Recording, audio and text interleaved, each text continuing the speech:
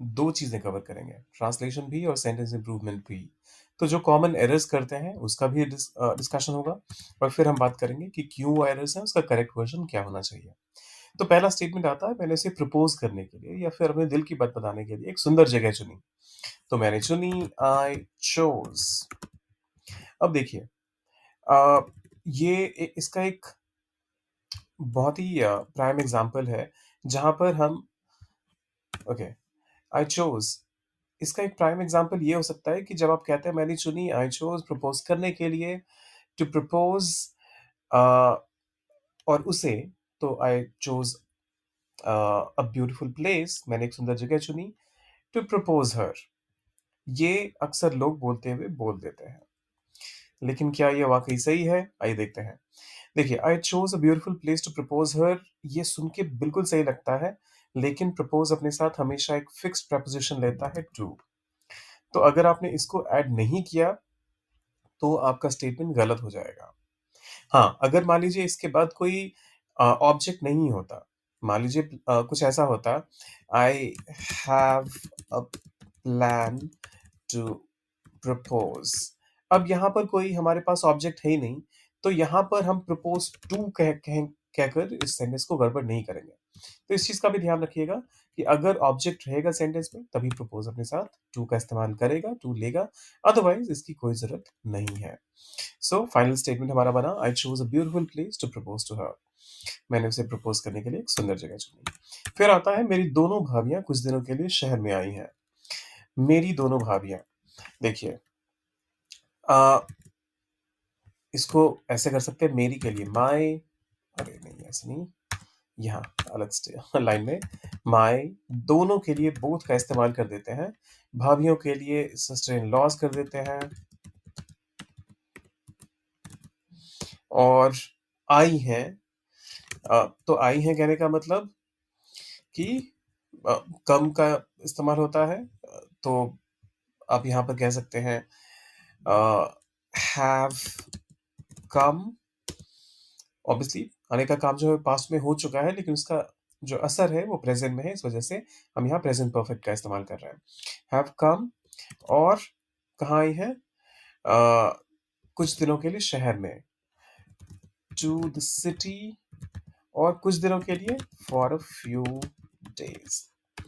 अब ये आप में से बहुत सारे लोगों को सही लगेगा और लगना भी चाहिए, क्योंकि ओवरऑल अगर आप देखेंगे तो काफ़ी हद तक यहाँ जो हिंदी में लिखा गया था उसको बिल्कुल एज़ इट इज़ ट्रांसलेट करने की कोशिश की गई है।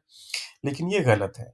अब देखिए, इसको सही करना होगा, तो उस केस में आप कैसे करेंगे? देखिए, जब कभी भी आपके स्टेटमेंट में बोथ आता है और वो भी सब्जेक्ट में, तो बोथ सबसे पहले आता है, तो you can't say my both sisters, sorry sister in laws, आपको कहना पड़ेगा बोथ, और माय को इसके बाद लाना पड़ेगा। सो बोथ माय सिस्टर, और देखिए सिस्टर इन लॉज़ कुछ नहीं होता।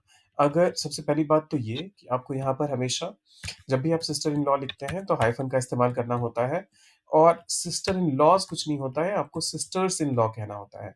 सिमिलरली ब्रदर्स इन लॉ होता है, मदर्स इन लॉ होता है, फादर्स इन लॉ होता है।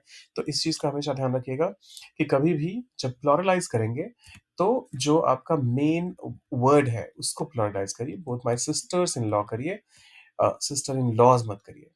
So both my sisters-in-law have come to the city for a few days. ये रहा हमारा फाइनल स्टेटमेंट जो कि बिल्कुल करेक्ट है। फिर आता है, मैंने इस मुद्दे के बारे में विस्तार से चर्चा की। सो मैंने चर्चा की, आई डिस्कस्ड इस मुद्दे के बारे में, अबाउट दिस टॉपिक, और विस्तार से, इन डिटेल्स। देख के आपको सही लग रहा होगा। ऑब्वियसली काफ़ी हद तक ये सही भी है, लेकिन इसमें क्या करेक्शंस की रिक्वायरमेंट है, आइए वो चर्चा करते हैं, आइए वो डिस्कस करते हैं। सबसे पहली बात तो ये कि किसी चीज़ के बारे में चर्चा करना, तो या तो आप कह सकते हैं टॉक, अरे नहीं, टॉक अबाउट समथिंग, लेकिन जब आप जैसे ही आपने डिस्कस कह दिया, तो इसका मतलब ये होता है कि किसी चीज़ के बारे में बात करना। तो इसके बाद आप अबाउट जैसे ही लगाते हैं, आपका पूरा सेंटेंस गड़बड़ हो जाता है, तो इसकी ज़रूरत नहीं है, आप यहाँ से अबाउट को हटाइए। आई डिस्कस्ड दिस अरे!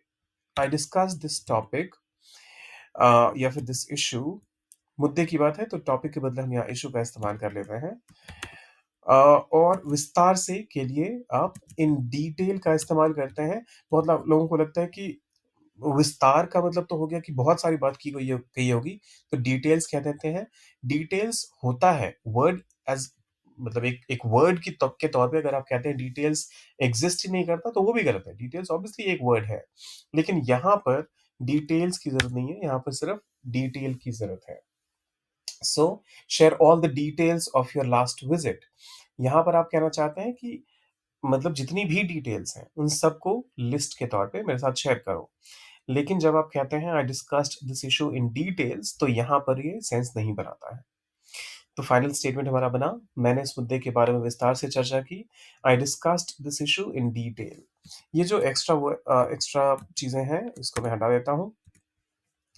उसने मुझे बहुत गंदी गालियाँ दी। ये देखिए गाली देना या फिर झगड़ा करना, इस तरह के स्टेटमेंट्स जैसे आते हैं ना मैंने बहुत सारे लोगों को इस पे मिस्टेक्स करते हुए सुना है।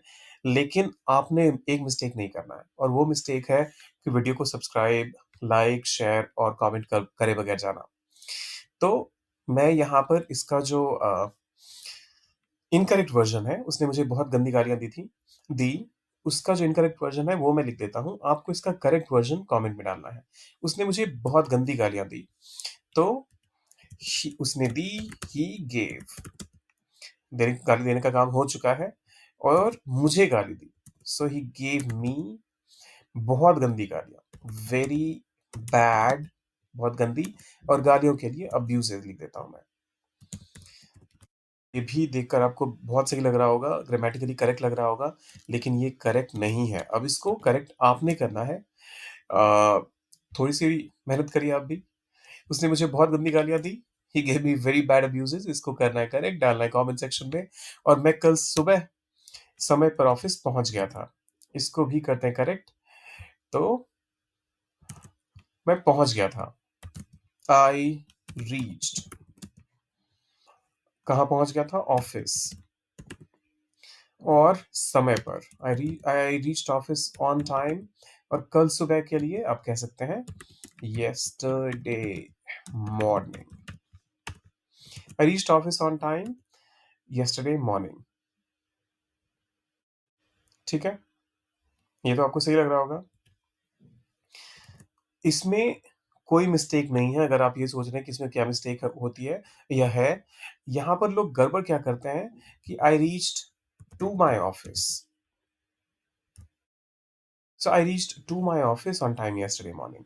ये टू माय ऑफ़िस या आई रीच्ड माय ऑफ़िस के बीच में कोई भी और प्रीपोज़िशन लगाना उसकी ज़रूरत है ही नहीं, तो आप क्यों लगाओगे? सो आई रीच्ड ऑफ़िस या फिर I reached my office on time yesterday morning. इतना ही काफ़ी है।